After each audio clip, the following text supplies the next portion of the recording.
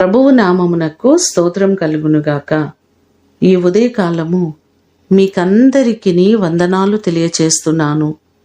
ఈ దినము మిమ్ములను బలపరచు దేవుని మాట, నా సన్నిధి నీకు తోడుగా వచ్చును. నిర్గమకాండము 33వ అధ్యాయము 14వ వచనం. యెహోవా మోషేతో ఈ మాటలు అంటున్నట్లుగా మనము చూడగలం. మోషేకు దేవుడు చెప్పినట్లుగా దేవుడు తోడుగా ఉండి మోషేను ఘనపరుస్తూ ఆశీర్వదిస్తూ వచ్చినట్లుగా మనము చూస్తున్నాం. అలాగే మనము చేస్తున్న ప్రయాణాలలో, మన పనిపాటల్లో దేవుని సన్నిధి మనకు ఎంతో అవసరమైనది.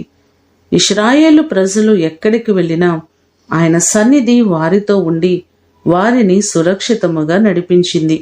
అలాగే ఈ మాటలు వింటున్న మీరందరూ చేస్తున్న ప్రయాణములలో దేవుడు మీకు తోడయుండి ఆయన సన్నిధిని మీకు తోడుగా ఉంచి మీకందరికీ క్షేమమును కలుగు చేయునుగాక.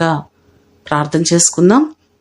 మమ్మలను మిక్కిలిగా ప్రేమించిన మా ప్రియ పరలోకపు తండ్రి, మీ ప్రశస్తమైన పాదములకు వందనాలు ప్రభువా.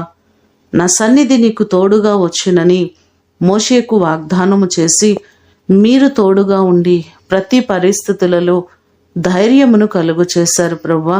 అలాగే మా జీవితాలలో కూడా మీరు తోడుగా ఉంటే మేమే విషయంలో భయపడము, ధైర్యపరచబడతాం ప్రభువా. నీ సన్నిధి మాకు తోడుగా ఉంచండి. మా ప్రయాణాలలో మీరు తోడై ఉండండి. మా ప్రియులెల్లరినీ మీరు జ్ఞాపకం చేసుకొని ప్రతి వారికి మీ సన్నిధిని తోడుగా ఉంచండి.